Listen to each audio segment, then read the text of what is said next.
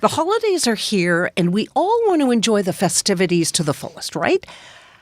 Drinking wine, sipping cocktails, and having just a few more bites from the charcuterie board. It can be hard to say no, and guilt-free indulgence may seem impossible, but our next guest has a few small tricks that will allow you to have your cake or cakes or cookies or wine and eat it too. Welcome naturopathic doctor and keto expert, Dr. Andy, to What She Said. Thank you. Thank you for having me. You have come at the perfect moment. I know, it's the best time, right before Christmas. What does guilt-free indulgence mean to you? So, Guilt-free indulgent means a complete pig out with no guilt for me, and I've never been able to do that. That's what it means for me too. Oh, good. I Okay. always and I always talk to my patients about no food shame. You know, everyone ends up having a cheat day. I hate the word cheat day. And so you feel like you've done something wrong. So I try to move people away from the idea of, you know, they're shaming themselves or feeling bad. So indulge in the things you love, enjoy your holiday. And then there are just some things you can do after to sort of make up for those little indulgences. But you still need to be able to enjoy with your family. You don't want to be that person sitting out, you know, on the side while your whole family is enjoying the meal. But I think people feel like if they cheat, that then they then have to start at the beginning again, that it's done so much damage to whatever balance that particular diet has, keto being one of them. Exactly. There's a balance, and suddenly you've eaten all these carbs and you're back to square one again. So tell us what we should do when we have cheated. So I think intermittent fasting is my favorite sort of trick when you've had one of those indulgences. And it's true, people do think that they've been set back, they've erased all of their hard effort. It's not true. It's just one meal. And I think intermittent fasting is one of the best ways to recover from that and kind of get yourself back on track and then keep going. So tell people what that is. So it's essentially just eating within certain windows of time. So there are a few different ways to do it. I find the easiest one to do is a 14 or 16 hour fast. So from your last meal in the evening, so if you have dinner at 8 p.m., your meal the next day will be 16 hours later. So it will be at noon.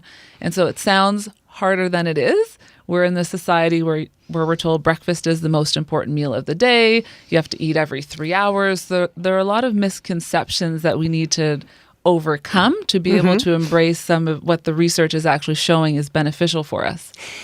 Let's go the other way around. We're going to go to some holiday parties and it's Christmas time. So if you have to cheat, there's everything under the sun there. And it's all made with flour, butter, sugar, cream cheese, chocolate. what else?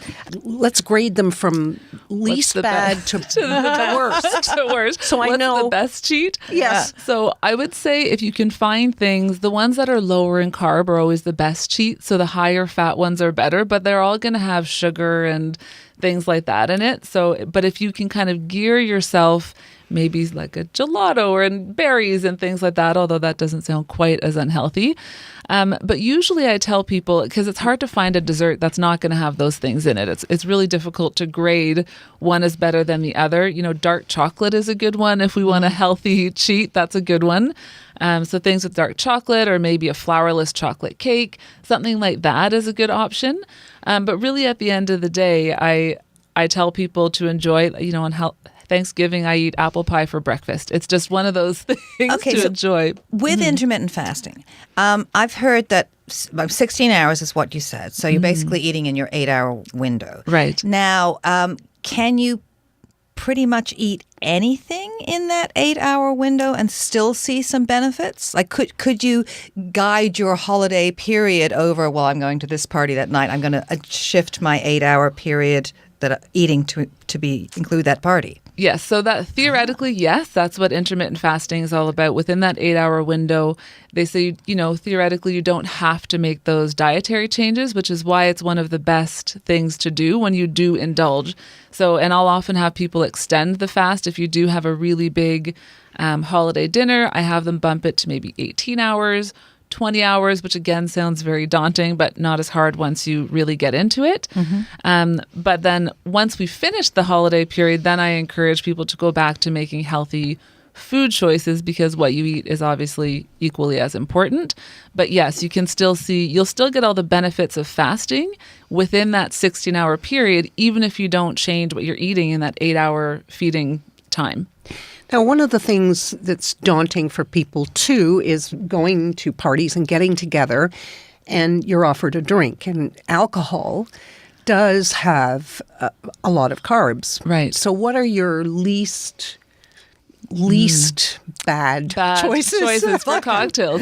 Exactly. That is it. So it's literally the clear spirit. Carbs. Yeah. Exactly. Vodka Vodka gin. has no carbs. No carbs. Rum has no Yeah. carbs. But what do you Gin put- has no carbs. What do you put in it, though? So I usually ask people to do either sparkling water or one of my favorites is I'll tell them to put, and this is one of mine, it's just I drink gin on ice and then I get 6 lemons and squeeze 6 lemons into it. So it tastes like it's like lemonade, Yeah. but there's no sugar in it. Right. So you're still diluting it, but without something sweet or, artificial sweeteners or anything like that. I So do that's vodka usually- soda, so it's pretty Yes, much that exactly. with a lime.